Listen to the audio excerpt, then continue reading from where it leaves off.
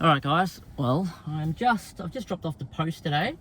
So today is actually the next day after I got back from Brisbane, and I still haven't put fuel in.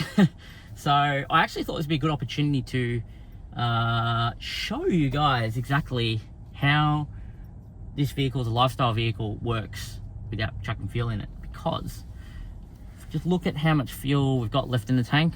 Still got 3 litres left. Remembering that I have a 5 litre reserve because I programmed this to 55 litres instead of 60. So I've really got 8 litres in there. But just so in case you've tuned into the middle of the video, and today I've covered a distance of 44.25 kilometers. So I did go home last night. I did charge it 100%. I dropped off this car today at a place to get some work done to it, and I've picked it up. So they had it this morning for the whole day. I got there about 85% charge, and they handed it back to me at around about 75% charge. So I'm not sure where they burnt off the 10% of battery power, because they didn't drive it anywhere. So they must have left it on while doing some work or testing the whatever they changed down at the back of the car with the tow equipment. But I'll talk about that later. In a future video. It's not really important right now. What is important and relevant to this video, it's probably why you're watching, is the fuel status, like the fuel economy, electric economy, petrol economy, whatever you want to call it. And I'm going to see how long I can drive doing what I do Monday to Friday without chucking any fuel in. Now, technically, I never have to fuel Monday to Friday. I get away with full-time electric use of this car, but it's possible this weekend I may not need to go anywhere. So if I don't end up going anywhere, you guys will actually be able to almost see a week of me driving this around, not chucking fuel in it, and actually seeing how much distance I get, just to kind of show the scenario. Like, obviously we're going to know. I could just say to you now, I won't use fuel for the next 400 kilometers from my day-to-day driving, because I do about 70 kilometers a day, and I won't need to chuck fuel in for a week and a half. That's what I'm going to get. But it's another thing to say that and then actually see it. So the odometer on this car is currently 16,696, and this tank distance is actually the same as from when I filled up at Holbrook in New South Wales yesterday. So I've done 485 kilometers on this tank of fuel, and that's just climbing, and that's just going to keep going really until such time that I put fuel in it, I suppose. So far with my electric driving, my literage is going to go down per 100, so this is no longer relative important. The 10.68 is just going to keep shrinking and shrinking and shrinking. But what the scan gauge doesn't include into its equation is how much money I'm paying for electricity. So for a static value, just remember, for every 100 kilometers that I drive the Shark in electric only, I'm paying $4. And that's worst case scenario, because I pay about 22 cents per kilowatt hour down here in Frankston. And I also have the ability to charge off solar. However, obviously, it's 5 o'clock in the evening. There's going to be no solar up there, so me getting home and charging is just going to be straight off grid. I do have a home battery, but that home battery, and most home batteries, are actually quite small. Mine's Powerwall 2. It's about 13.5 kilowatts, and I would basically flatten that battery to charge a Shark from 25%. So I don't do that because it's just not effective. There's no point in charging a house battery to only charge a Shark and then run the house off the grid anyways. I may as well just run the house directly off the battery, which is what I do at night. So I don't have to buy electricity at night. But what concept I do have in the future is that I plan to actually, I was originally going to get a secondary Powerwall 2, but now I'm not going to do that. Instead, I've decided I'm going to go get myself some BYD Atto 3 batteries, because they're around about 60 kilowatts, and I can 60 kilowatt hours of storage, and I plan to actually charge my solar to those batteries and deplete those batteries to charge my electric vehicles. So to give you an idea, this will use about 23 kilowatt hours from 25% to 100% charging it, and the Atto 3 batteries are around about 60 kilowatt hours. So I could almost charge this 2.5 times on one full charge from that battery. The Atto 3 battery though, because it's so big, probably won't charge in a whole day off solar. I do probably in excess of around about 15 to 20 kilowatt hours a day into the grid. So I'll probably get, instead of getting paid 6 cents per kilowatt hour into grid, I could probably get that storage put into the batteries and then deplete those batteries to the Shark every day I come home to recharge. In theory, I would almost be able to just keep doing this every day. In winter, it's probably going to be a struggle because I've only got 12 kilowatts on the roof. But in summer, where they're longer days, I will easily achieve collecting around about 60 kilowatt hours a day, and my household won't consume that amount. So that gets storage to the Atto 3 battery, and then I can use that power then to charge the Shark. But more on that when I get there. I'd be interested to learn more about your use of the Shark. So if there's anything in this video that you guys have questions about that you want to ask more on, it'd be really great if you can chuck a comment down below the video, because if you do that, I read it and I realize, oh, that's what people want to know. I have access to share content about that, so I'll write that down on a note sticky. I stick it up on my content to make, and then when I get the opportunity to make that type of content, I know people have asked for it, I'll go ahead and make it and then publish it. Most of my things I do aren't me going out and making the scenario, so I don't go and make content based on what the trend is. I'll actually just go make content based on my ability to do it at the time. So like if I've got to go do something, maybe go to a client site, drive interstate, go see a bunch of clients one week, if I've got some information from my viewers that say they want to see this and I can film that during that week, that's what I go and do. So I kind of do everything on the way of my general life, my day-to-day life, just to kind of maximize my time. And I think it's a really good way to make content, because then you guys get to see a true world reflection of that case. So I look forward to your comments, and don't forget to hit the like button on this video, because YouTube apparently likes it when people do that. I'm very happy to announce that we made the 6,000 subscriber break a few days ago. That's pretty exciting.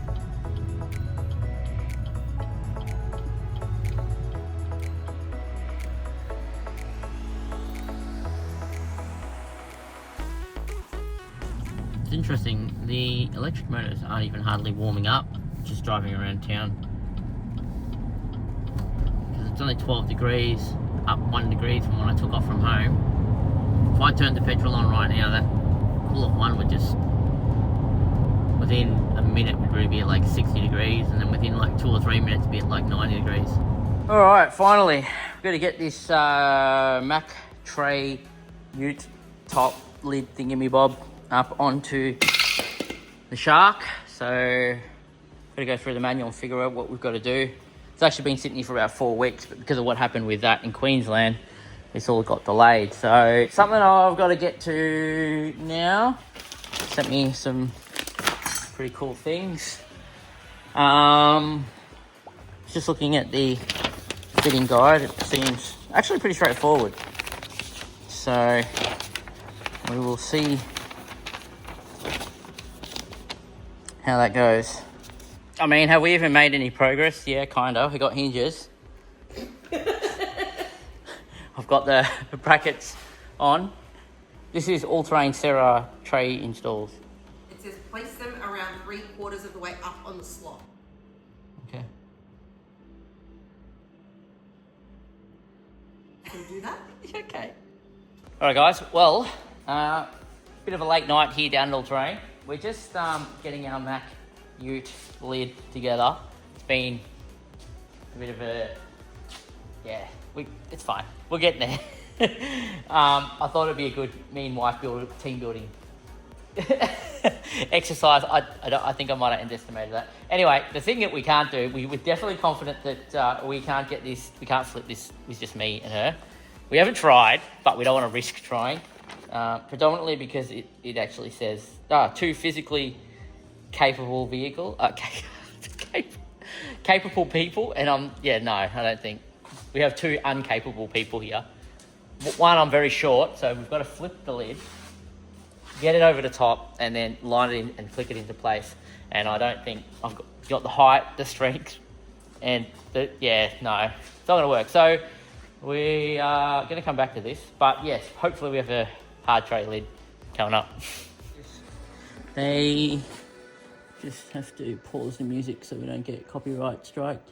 I just realised everything we did was copyright strike, but that's okay. They sent me a drink bottle and a jumper. A jumper? That doesn't look like a A jumper. shirt.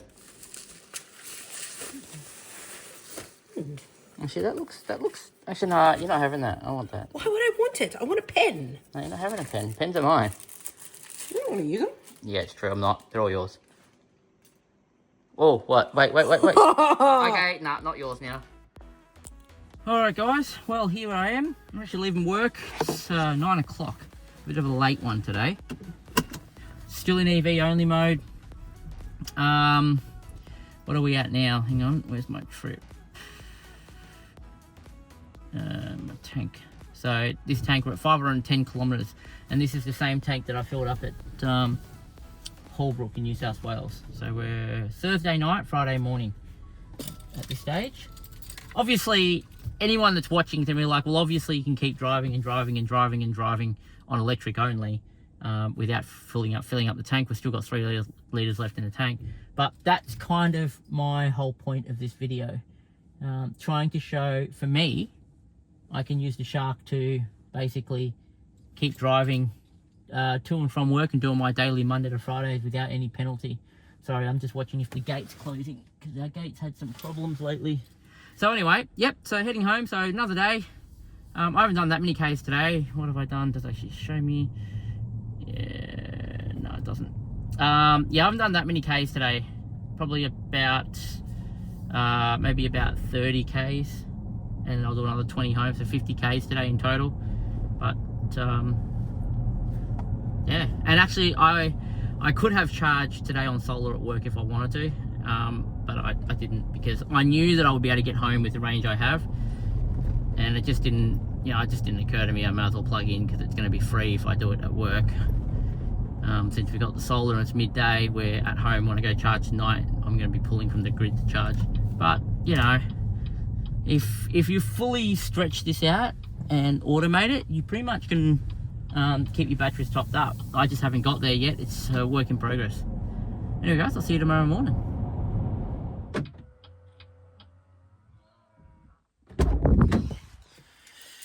Alright, good morning. Just left home, so we're still on our 3 litres of fuel in the tank, full charge. And I've got to get a few things done today. Car's got to go to Bridgestone. Alright guys, so we're at Bridgestone in Hampton Park, and we're just getting the Shark up to have a look at the tyres, make sure we get them all back in balance, and get a wheel alignment done, just check over a few things.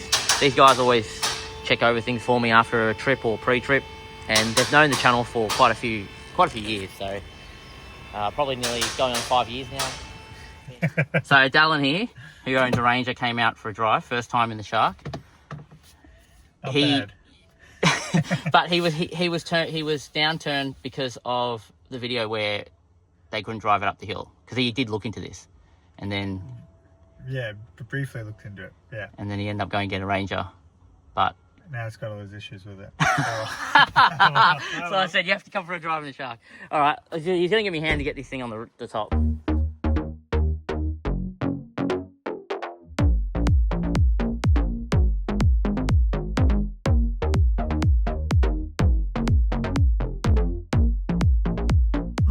All right, leaving the office.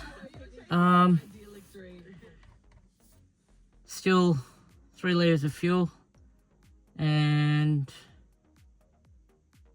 I've got 35% battery, so that's just enough for me to get home from here. It's kind of been a bit of a big night. It's like 20 to 10 at the moment, so Friday night. I had to do some electrical work here on our camper van for our Simpson trip, so just got a few small things sorted out that needed to get sorted out. I'm gonna lock up and then we'll head off.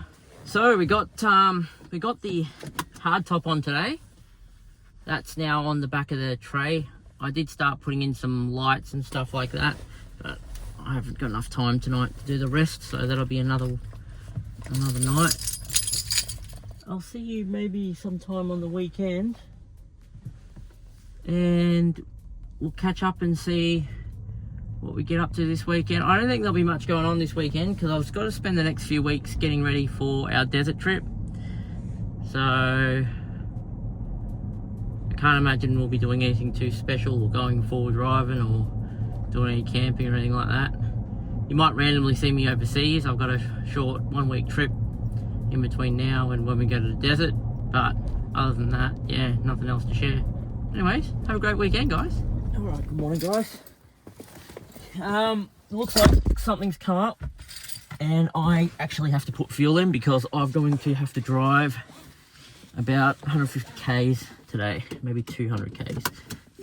So there goes how long I can drive without putting any fuel in it, but still good because this is how it is. Like, until you actually need the really extended range, you don't need fuel.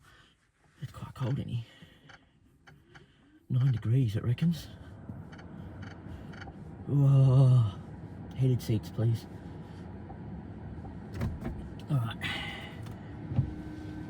So I've got to head to the office and then I've got to run out to do a bit of a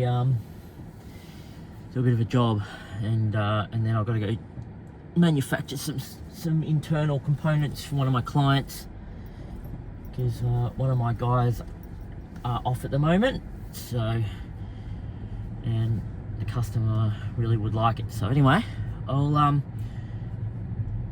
well, I mean, that's the end of the test, really. I mean, not the test, but the end of the scenario. Let me know what you think about this. Like, is this your use case scenario? It's definitely mine.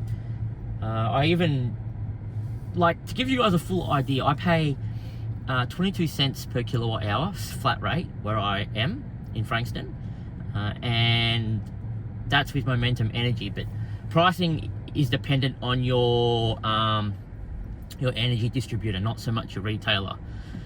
So my pricing is pretty good, and I have a home battery, and I have about 12 kilowatts on the roof, and generally it's pretty good. Like, I don't, in summer I do charge off the solar in the day. In the winter I don't charge off the solar as much because I'm just not home when there's an opportunity to charge.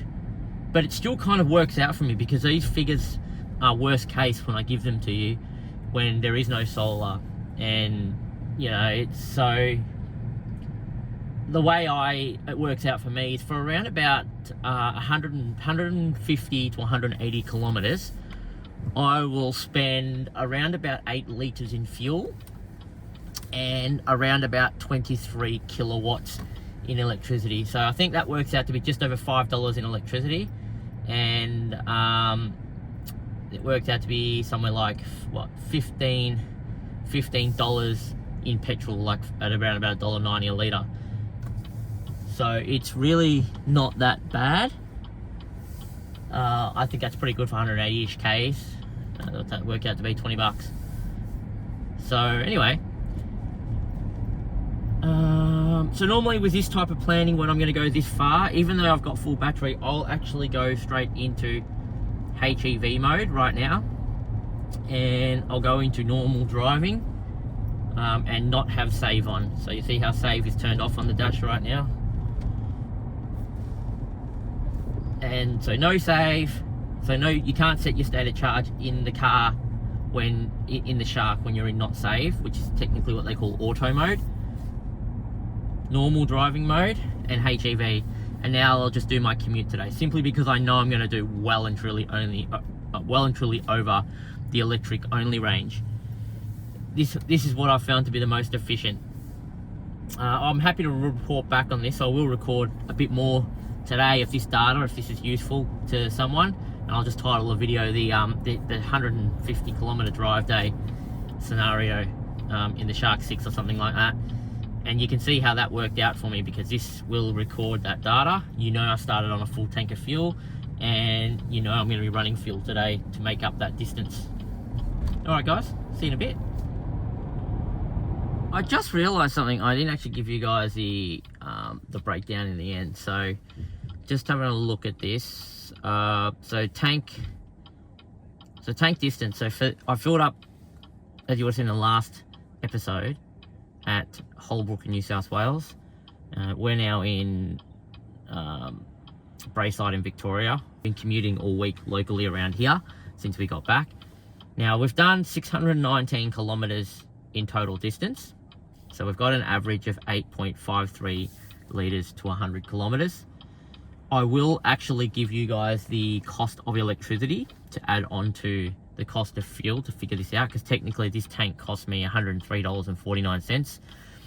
And that's because we input all the cost per litre into the gauge, and then it figures it all out for us, and it is very accurate. I've been using scan gauge products for nearly half a decade now. And it says I've got about 2.2 litres remaining, but I've actually really got about 7.2 because I've configured this to read at 5 litres. Less than what I really have, just so I've got that little bit of buffer. So let's actually see how much fuel we get in, because I did show this in the last video as well, how accurate this is, but we'll just do a secondary one, and it is generally pretty good within the litre in my experience. So in theory, this could actually tell me how much fuel we used. If I go into trip tank, so we've used a total of 52.8 litres used in this tank. So let's go see how much fuel I get in, and we'll go from there. And just so there can be no that person that put in the comment in the last video saying that we're probably dodging the fuel values to be not right, is just absurd. So I'm just going to prove it to you here by fueling and proving when it clicks off.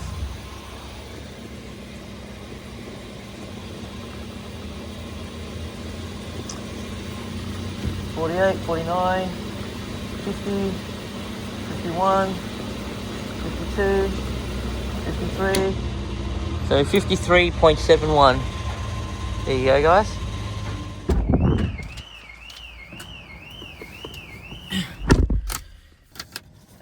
What do you say? 52.80. So 53.71. Yeah, so just about a litre variation there. 52.80, 53.71. That's pretty good. So now what I normally do is, the way we do this is we actually we tell the unit now we've filled up. Now this part's critical if you care about how accurate it's reporting how much it's spending. So we just type 53.71 and how much we paid. Fuel is a lot cheaper here in Victoria than it was in New South Wales. We paid $1.96 last time. So that fuel value I gave you before for the tank was based on $1.96 a litre. Here we've only paid $1.66 basically. And we just hit save, fill up complete. Gives us the whole information about our fuel average stats. So if that's of interest to you, then you can analyze those statistics and whatnot. Now, it's cool. So we just go back to gauge, and now everything just resets because I've put a new tank of fuel in. The tank distance resets, the tanks to 100 resets, everything resets for this new tank, so we can get a new calculation. I am on 80% charge now, as opposed to what I was before when I left home this morning. So this test I'm doing today, I'll publish in the next video as described before. I just forgot to add all this in at the end, and I only realised as I was getting into the servo. Have a look how crazy this is. Have a look how close I look to the car in front of me, right? And then have a look how much room I've actually got. The cameras actually work really well.